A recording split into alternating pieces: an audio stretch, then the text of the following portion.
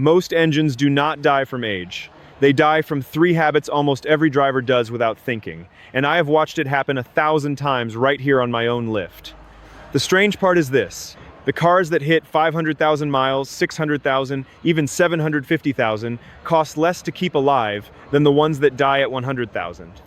Neglect is expensive, habit is free. So why does almost nobody know the 7 things that actually decide whether your engine sees 6 figures or 7? My name is Sal Marchetti. I have owned Marchetti's Garage for 38 years. My father ran it before me out of the same building on the same corner. And before that, he turned wrenches for the man who owned it before him. I have had my hands inside more engines than I can count. I have seen a Honda Civic come in at 410,000 miles still running like a sewing machine. And I have seen a 2-year-old truck come in dead on a flatbed because somebody skipped 3 oil changes in a row. Same roads, same weather. Same gas station on the corner. The difference was never luck, it was habit. I will tell you my own failure first, because I earned it the hard way before I ever taught anybody else. 1991. I was 23 years old, and I thought I knew everything about engines, because I could rebuild one blindfolded.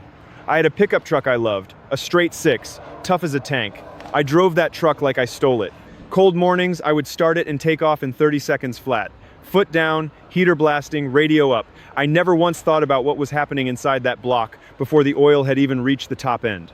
By 94,000 miles, the lifters were ticking.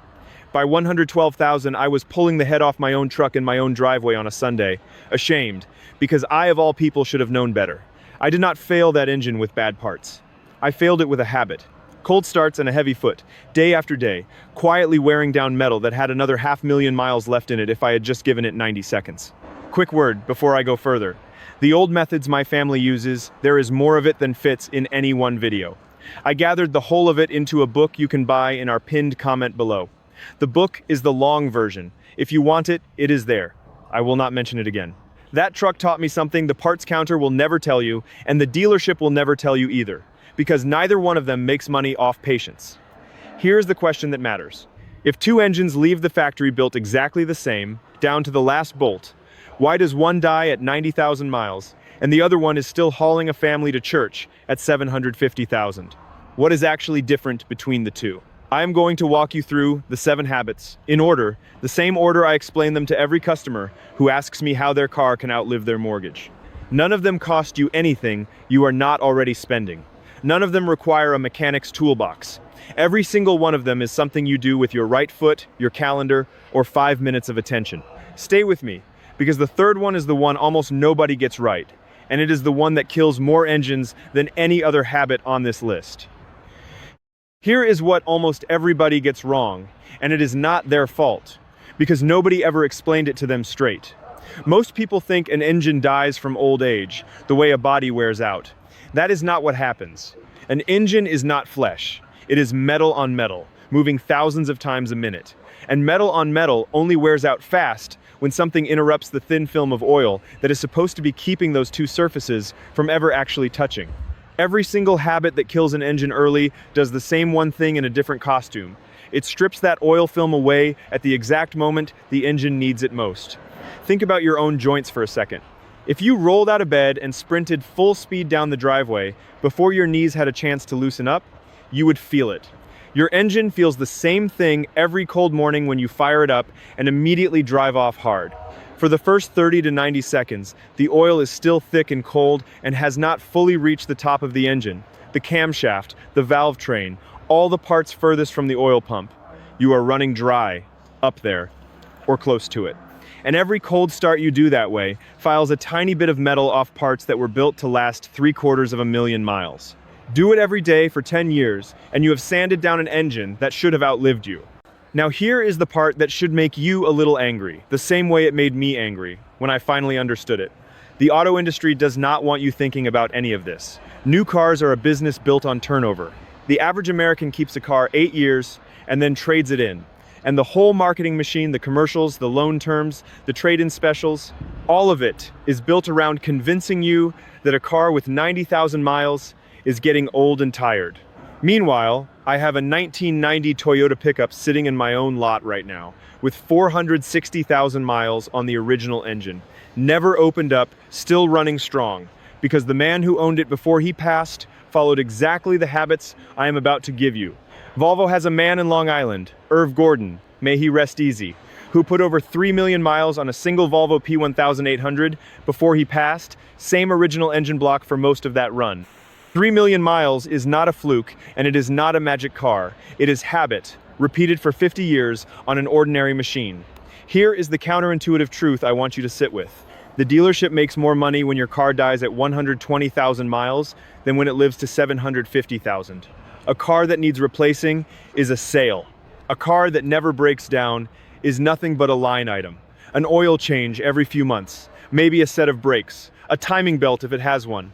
That is why nobody at the dealership sits you down and walks you through cold start habits or fuel choices or the real reason your check engine light is more valuable than you think.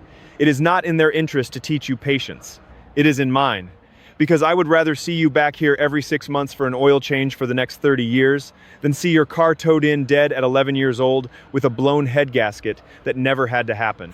So the real question is not what kind of car you own. It is not whether you bought German or Japanese or American. I have seen every brand hit 700,000 miles, and I have seen every brand die at 80,000. The real question is which of two paths your daily habits put you on. The path where the oil film never fails, or the path where it fails a little bit every single day, until one morning it fails all the way. Everything I am about to show you is built around protecting that one thin film of oil. Because that film, more than any part number, more than any brand name, is the actual thing standing between you and 750,000 miles. None of these 7 habits require you to buy a single new tool. They require you to change how you think about the car sitting in your driveway right now, today, before the next cold start. So let me give you the 7, in the order they matter, starting with the one everybody skips, because it feels pointless. Habit 1 is the 90-second warm-up. Not 10 minutes. Not sitting in the driveway burning gas for no reason. Your neighbors are not going to thank you for that, and neither is the planet. Just 90 seconds, foot off the gas, letting the engine idle before you put it in gear, and drive normal, not hard, for the first mile. That 90 seconds is exactly how long it takes most engines to push oil all the way up to the valve train on a cold morning. Skip it, and you are running dry up top every single day. I set a timer on my phone for the first month until it became second nature. Cost you nothing but patience. Habit 2 is oil by the calendar, not just the sticker on your windshield. Most shops write down whatever the manufacturer's easy number says, 5,000 miles, 7,500 miles. But if you are doing a lot of short trips, towing, dusty roads, stop-and-go traffic, you are in what the manual calls severe duty. And severe duty wants that oil changed closer to every 3,000 to 5,000 miles. Especially if you are not running full synthetic. Full synthetic runs you about $45 to $65 a change at most shops. Maybe less if you do it yourself in your own driveway with a $15 filter and 5 quarts you bought on sale. That is less than 1 tank of gas 4 times a year to protect a $50,000 machine. Habit 3, and this is the one almost nobody gets right. I call it the 5-mile rule. If most of your driving is short hops, the grocery store, the school pickup line, 2 miles here, 3 miles there, your engine may never actually reach full operating temperature. When that happens, moisture that naturally forms inside the engine never fully burns off, and it mixes with the oil to form a sludge that clogs up the small passages your oil is supposed to flow through freely. The fix costs nothing. Once a week, take one longer drive, 20 minutes or more, ideally highway speed. Long enough for that needle to sit at full operating temperature for a solid stretch. That one drive burns off the moisture and keeps the whole system clean. I have pulled valve covers on cars that only ever did short trips and found sludge you could spread on toast. I have pulled valve covers on cars with double the mileage that only ever did highway runs and found them clean as the day they left the factory. Habit 4 is the coolant flush, and this is the one insurance companies wish more people understood, because a blown head gasket from overheating is one of the most expensive repairs I write up, often $2,000 or more. Coolant does not last forever. It breaks down and stops protecting the metal inside your engine block from corrosion. Every 5 years or 50,000 miles, whichever comes first, get the whole system flushed and refilled with the coolant type your manual calls for. It runs about $100 to $150 at most shops. Compare that to a new head gasket and it is not even close. Habit 5 is the transmission fluid change. And I want to be blunt with you here, because this one gets people every time. A lot of manufacturers started calling transmission fluid lifetime fluid a number of years back, meaning they claim it never needs to be changed. In my 38 years, I have never once seen that claim hold up past 100,000 miles. I recommend changing it every 60,000 miles regardless of what the sticker says. It runs somewhere between $150 and $250 depending on your vehicle.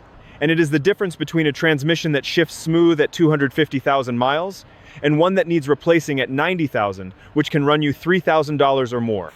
Habit 6 is gentle acceleration, especially on a cold engine. I am not telling you to drive like your grandmother forever. I am telling you that flooring it before the engine and the transmission fluid are both warmed up puts a spike of stress on parts that have not loosened up yet. Ease into your first mile every single drive. After that, drive however you like. This habit costs you nothing but a little bit of patience at the start of every trip. And over 300,000 miles, that patience adds up to thousands of gentle starts instead of thousands of hard ones. Habit 7, and I saved this one for last because it is the habit that separates the 750,000 mile cars from the junkyard, is fixing small problems the day you notice them. A check engine light, a strange tick, a smell you cannot place, a puddle under the car that was not there yesterday. Most people wait. They tell themselves it will hold until payday. I have watched a $50 sensor turn into a $3,000 engine because somebody waited 4 months to bring it in. Every noise your car makes is information. Listen to it the same week, not the same year. Now let me zoom out, because this is not really about engines. It is about money you never have to spend.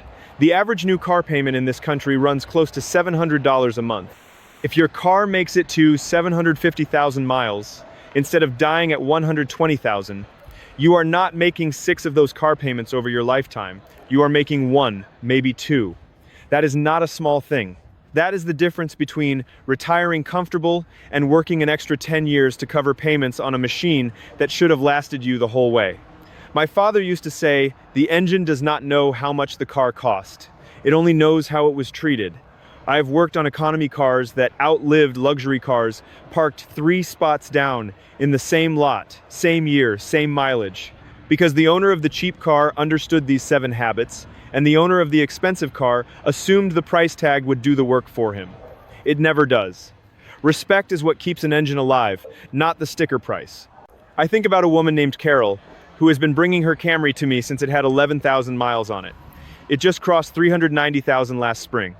She is not a mechanic. She does not know what a head gasket looks like, and she does not want to. What she does know is her 2 numbers, the oil interval and the transmission interval, and she has never once let either one slide. Not for a busy month, not for a tight budget month. That is the whole secret sitting right there. Not talent, not money, just 2 numbers, respected on schedule, for 26 years straight. Her car will likely outlive mine, and I am the one who has been servicing it the whole time. There is a kind of quiet pride in driving something you have kept alive on purpose. It is different from the pride of buying something new. Anybody with a loan can drive a new car off a lot. It takes attention. And these 7 habits, to still be driving that same car with 750,000 miles behind you, knowing every one of those miles was earned on your terms and nobody else's. Here is what I want you to do tonight, not next week, tonight. Open the glove box and find your owner's manual.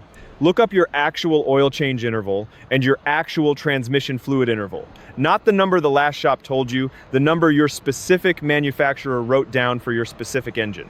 Write both numbers on a sticky note and put it where you will see it, the visor, the fridge, wherever you will actually look. That 5 minutes tonight is the first habit on this list, before any of the other 7 even matter. Because none of this works if you do not know your own numbers.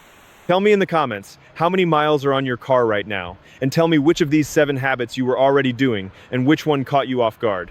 I read every one of them, and I want to know if any of you are already past that 750,000 mile mark, because I would love to hear how you got there.